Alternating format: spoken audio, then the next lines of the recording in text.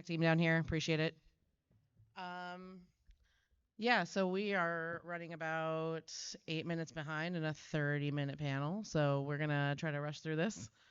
Um, I'm Lexi Whittemore. I reached out to Jackie here as well as our mutual friend Tyler last year after Expo about doing this panel. And we did some brainstorming, put it together. We were really excited to present. Unfortunately, Tyler had a work conflict and had to cancel last minute, but he sends all of his love to everyone. That is Tyler White from, I believe he's in Los Angeles right now. All three of us have had experience in the pinball community that have made us want to create a more inclusive space, and we'll get more into that in a moment. I guess I'll just start with myself and we'll move on down. I'm Lexi Whittemore. I'm from Portland. I use she, her pronouns. I entered the pinball community in 2015-ish through a program called Pinball Outreach Project. My buddy Greg Dunlap ran it in Portland, provided free pinball to kids during the day. And then did like a free play model, like pay to play type thing. And then all the funds from that went toward maintaining the games as well as putting games into places like Ronald McDonald houses, children's hospitals, stuff like that. So that's how I got into the pinball community, is volunteering through that with my now husband. Um, and I guess the experience that I had, this was like 2017. I was just starting to enter into like pinball competitions, tournaments. I was at a tournament. I think it was my first like fully sanctioned tournament. And a player from the community came up to me, and I had not met this man before. And he came up to me. He goes, "Oh, are you performing your wifely duties and supporting Colin in the tournament?" That is a direct quote. And my response at the time was, "I'm sorry, who are you?" I feel like I would have more choice words now, but I was a lot more shy and timid at that point in time. So what I do now is I run women's pinball events mostly. I do some open tournaments, but my main focus is on my women's events. And I operate them through a gender inclusive lens. All of my tournaments are advertised as being open to anyone that identifies as being a marginalized gender. I don't believe that it's really my responsibility or role to be the gender police. If somebody wants to play in a more inclusive tournament, I'm going to include them. So that's kind of the philosophy that I brought in, just to create that open and welcoming and safe space for players to come and compete and not be met with, quite frankly, blatant misogyny when they're just trying to play in a tournament. So that's what I do. My tournaments are called FLIP, that stands for Fantastic Ladies in Pinball. And that's kind of the main thing I do. And I'm going to pass over to Bird. Check. Is this thing on? Hello. Check, check, check, check, check, check, There we go. check. Hi, everyone. I'm Bird. I go by they, them pronouns. I live in Seattle, and I like pinball a lot. Um, I got into pinball right before COVID started, and even before COVID was a thing, I've always been pretty active on the internet. So when I found this new hobby that I loved a lot, I wanted to talk about it on the internet. And I don't know if anyone here has tried to talk about pinball on the internet, but it's not a great time. You got two main options, and they're both bad. You got Pinside, which has resources, and they're good resources. But if you've tried to interact with the community on there, yeah, it speaks for itself. And then you got Facebook, the Pinball Enthusiast Group. And, while that's a nice place to scroll on your phone, it shares a lot of the same issues with Pinside. There's a lot of homophobia, misogyny, racism, subtle, not so subtle, and a lot of negative attitudes towards the hobby, which can kind of, be unproductive when trying to have, good discourse about the hobby, new games, old games, designers, new ideas, etc., etc. I don't know if people here know what Discord is, but I really like Discord. I've been using it since 2016. And, I decided kind of on a whim that I wanted to be the change I wanted to see in the world and create a place to talk about pinball with none of those bad, issues found on other platforms. So I created what is called the Pinball People Discord server. We started in February of 2020, and my main goal and philosophy for that server has been to have an inclusive space for all people to talk about pinball, all chillers, no misogyny, no racism, no homophobia. It shouldn't be a hard thing to achieve, yet someone has to go out there and kind of create that space. It's been like what 5 years since then, and we have over 1,400 members. We've been growing on a pretty grassroots level, word of mouth. We're now publicly listed on the Discord directory, so if you open up your computer and you type in pinball, is right there. Um, if anyone here has used Discord and have been on like larger Discord servers, you know that sometimes joining a Discord server can be overwhelming. And I know that Pinball has a lot of people who don't really use Discord or aren't super um, up to date with new technology, new platforms and stuff. So one of the side goals of my server has been to make it as accessible as possible on a simplicity scale, right? You're not going to be bombarded by 1 million channels and a bunch of, roles or whatever. There's channels for general talk, there's a repair help channel. We probably have like 12 channels that we use. And every time we think about adding one, it's a huge discussion. And oftentimes we don't add that channel because it's not necessary. There's other larger buckets to put that content into. I'm pretty proud of it. I think it is a nice replacement or solution to Pinside and Facebook and the other groups that kind of have their problems. And that's about all I really have to say. But yeah, pinball's for everyone, and I didn't really feel that interacting with the online pinball space, so I tried to make a space that really spread that message around. Jackie? Hi, my name is Jackie Olson. I use she, her pronouns. I'm based out of San Francisco. I started playing pinball around the same time as Bird, just before COVID. Um, Getting into pinball, into competitive pinball, I think everyone can relate, is very intimidating. And it's sometimes really hard as a new player to learn how to play pinball. I feel like, especially in competitive pinball, people kind of like to hoard their information so that they can win and have a advantage. So I created a league that focuses on new players and helping them learn how to get better. And it's a queer pinball league because I also wanted all my friends to come. Um, I have found that in trying to introduce other queer people to pinball and taking them to the regular tournament scenes, it's very overwhelming and intimidating for them, and then they end up not coming again. So I created this league, and it's for brand new players. It's very, very basic, and we go over super basic pinball skills in an inclusive environment. It's open to queer players and their allies. It's super fun, and we meet every Tuesday. We just finished our sixth season, and our most popular night had 55 people, which is really incredible.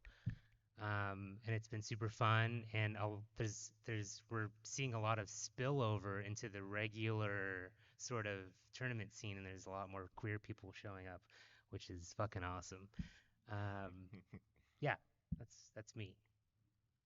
Yeah. So I know that a lot of people came here with questions, so we're going to try to speed through this next part, and then we'll just open it up. Let people ask questions about maybe starting their own inclusive spaces, questions they have about conflicts they've had. We're more than happy to welcome, more than happy to answer those questions for you. Excuse me. Um, so I guess we kind of already covered most of the things I had written down, except I have a note about talking about changes we foresee or would like to see in the future of pinball. Obviously, I'm speaking from a space of gender equality. That's something that I'm really passionate about. I think we are seeing that change. I mean, we just watched that amazing Women in Pinball panel. A couple of you are still in here. I see you, Rachel. Um, so if you're here for the last panel, you obviously already heard really incredible stories. But I mean, I feel like every time Stern announces new employees, there's usually at least another woman being added. And it's, we're seeing women grow in the community. There's more female content creators, there's more women TDs, there's more women running social events, women opening their own pinball bars, opening their own leagues. So I do see that change happening, and it's kind of nice seeing that pendulum swinging.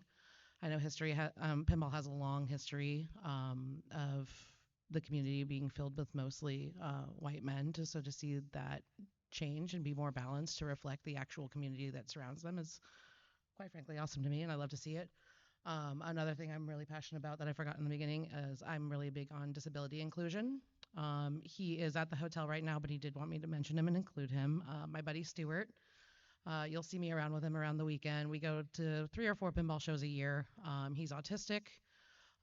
So I travel with him, I drive with him, we do tournaments together, we check out shows together.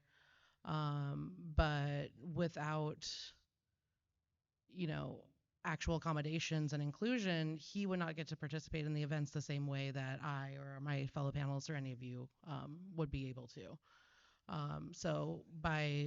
I believe in doing the work and walking the walk and talking the talk. So if I say I'm going to create an inclusive pinball space, I'm going to do my best to advocate to make sure that if I'm allowed an event, my buddy Stuart's going to be there too. He doesn't want to play in women's events, obviously, but like I just make sure like if I'm at a big tournament, I'm like, is this one that he would be able to play in? And if not, then I'm like, let's send our money to another event because there's plenty of inclusive events around, and I do believe in talking with your wallet and voting with your wallet. And if the tournament or event does not match up with what you believe it should be, um, there's a lot of value in that. And I think a lot of those events also appreciate the feedback. Like I have sent feedback to events that we've went to that we've had negative experiences at, and that has been really positive. Actually, I was really impressed with some of the responses and the changes that were made in like future years for that. So I definitely advocate for speaking to what you want to see. I don't have much else. Oh, right. Good question. Sorry, I got so enthralled Yeah, by your sorry. speech. What kind of changes do you foresee Um, happening for more inclusivity in people? you know, I'm not super sure. Like, we discussed it's been changing in a positive way, which is good. Um, I'm more focused on the online side of things and, you know, it's more of the same in the last 5 years. It has gotten a little better. I have seen people be more vocal about issues, especially on like Facebook and stuff. I try not to go on Pinside, so I don't know how things are going over there. I'm gonna be honest, but when there's a meaningful fight to fight, I see people fighting that fight, and sometimes I join in, and that's always good. Maybe a few minds will be changed. Maybe a few people will realize that they're being a little rude, and a little exclusive. um, everything that everyone's doing with queer leagues and women's tournaments and women in the industry, and that's great and stuff. And one thing that I always like to see is more racial inclusivity in pinball. I think that's super awesome because, like I said, pinball is for everyone. It's a game where we play with a little ball and some flippers and we hit ramps and stuff. There's no reason why there's no reason why any group should be excluded from that. I know in Seattle, one of our prominent tournament directors, his name's Dwayne. Um, he's amazing. And he's this Black American, and he always has a great attitude, and he's always trying to bring new people into the hobby. And I was just in the homebrew section, and I saw Coming to America homebrew, and it's like a crew of African American people making pinball machines, and I thought that was the coolest shit I've ever seen, and I just want to see more of that um, in the future, and I expect that to change. Yeah. Yeah, I agree with all that. I think for me, the thing that I'd like to see is just more diversity in pinball. It's been a white man's game for a very long time, and as a brown trans woman, I I think you'll notice even, especially in the tournaments, like you'll see more and more trans and queer people show up, and that's awesome. And Yeah. I just want to make sure that other people that might be intimidated see us and other people, other trans people here and having fun, and then they feel like they can come too, and it's not so intimidating. So I think just growing the community and making it more diverse is what I'd like to see. Yeah, Yeah. I agree. And one thing I'd like to add is I have noticed, especially I would say like post COVID, like the past 5 years or so, we're seeing more vocal allies. I've noticed the men in my local community have been more verbal about calling out misogyny, making sure that events are inclusive because honestly, inclusive events are good for everyone. Just because you're a man doesn't mean that women's inclusion does not affect you. Your tournaments are going to be more fun and they're going to be more quality if you have more women involved. And That's true. my women's tournaments, I was looking at the statistics. About 40% of our players are openly trans or non-binary. Hell. So 40% of our women's league is trans and non-binary, and it makes for more fun events when you expose yourself to people with backgrounds that are different from yours. You get a stronger worldview. You walk with less fear because you know those people.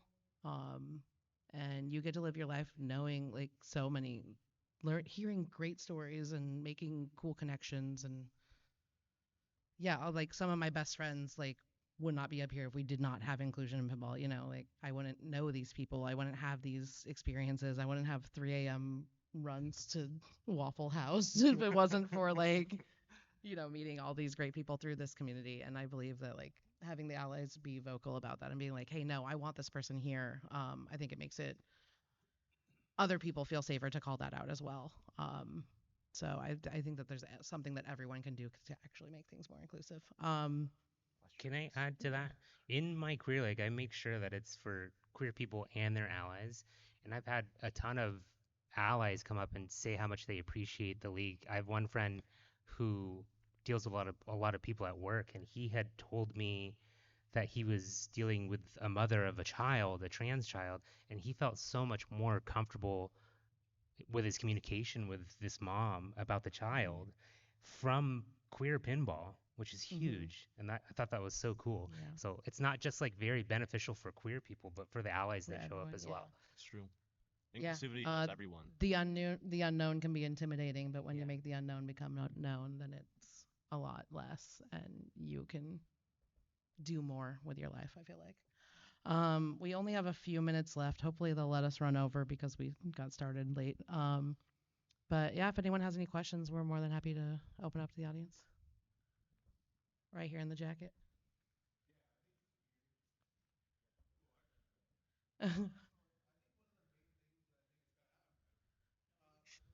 Oh, you are okay. Oh, cool.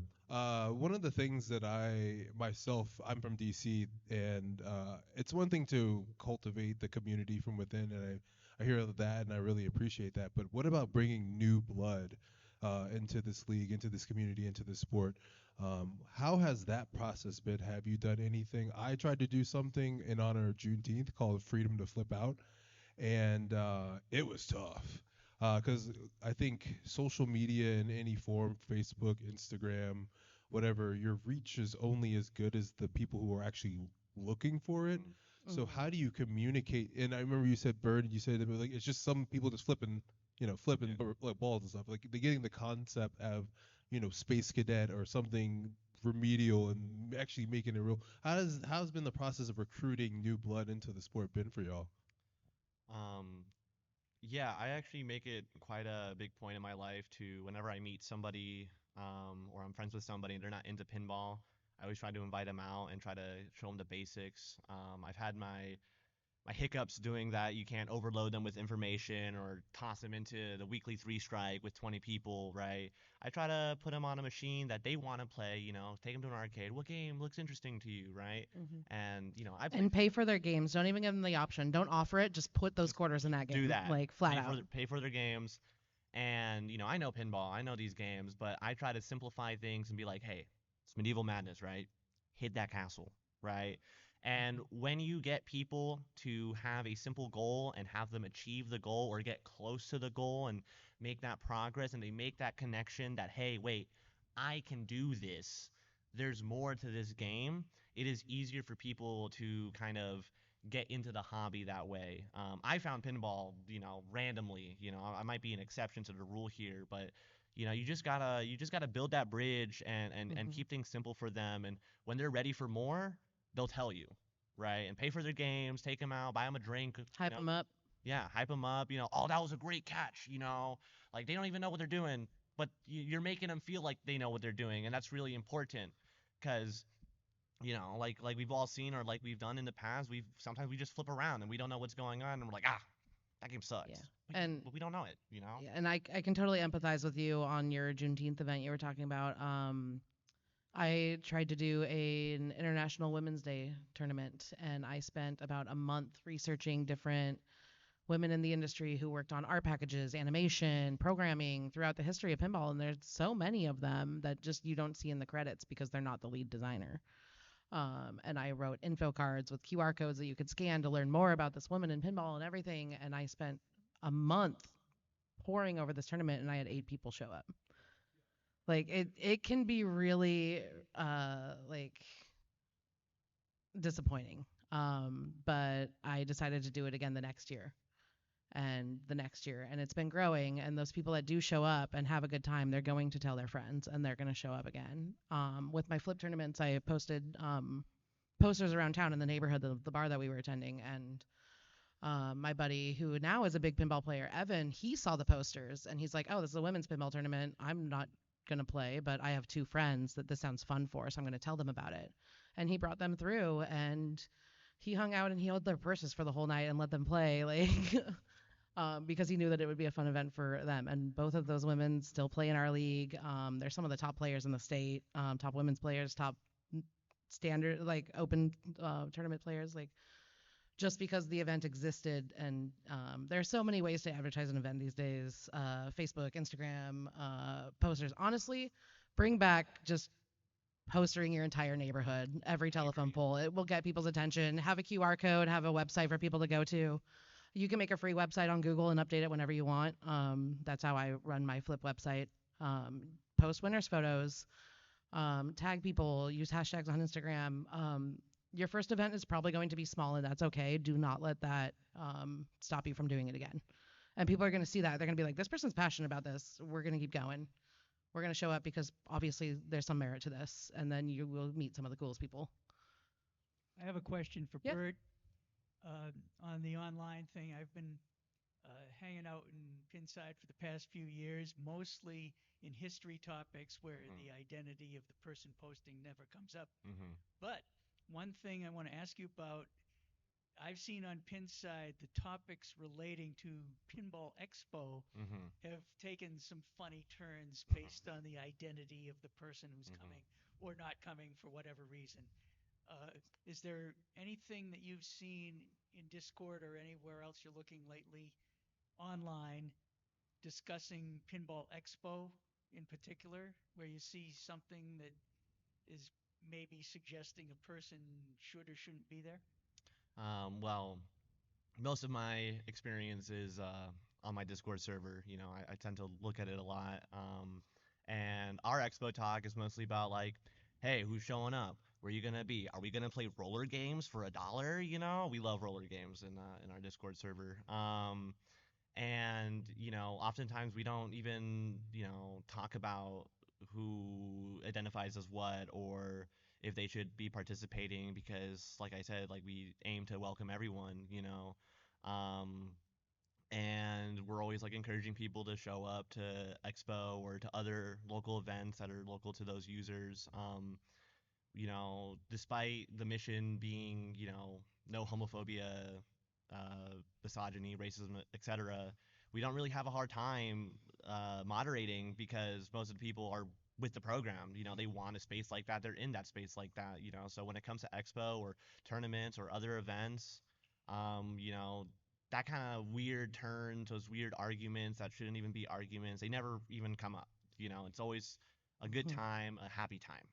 Yeah, I think that's true of most of Pinside, but Yeah. Mhm. maybe I can add from my personal experience, I never leave the West Coast. I love my bubble. I feel very safe. Last year was my first time coming out here to Expo, and I love it here. It's super inclusive. It's amazing. Mhm. It's a great event that I will continue to come to.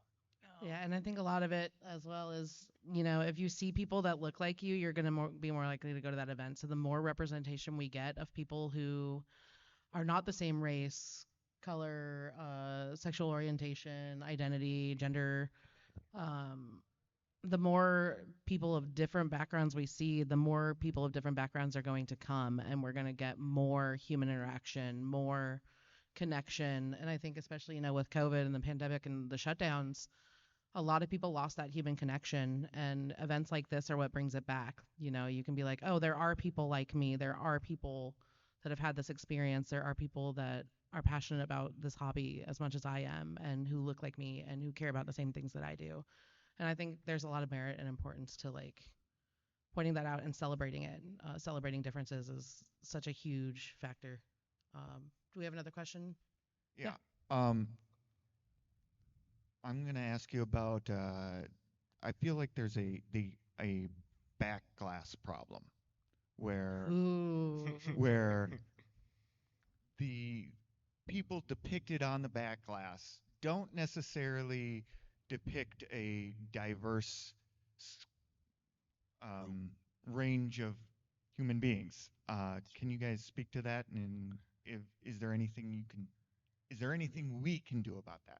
Yeah, I mean, give the feedback. Honestly, I'm not going to call out anyone. This is not a call out on any one company over another because all of them have had issues, and I could call out any of them, but I'm going to choose to punch up this time. Whoa Nelly Big Juicy Melons was released in 2015. That is a recent game.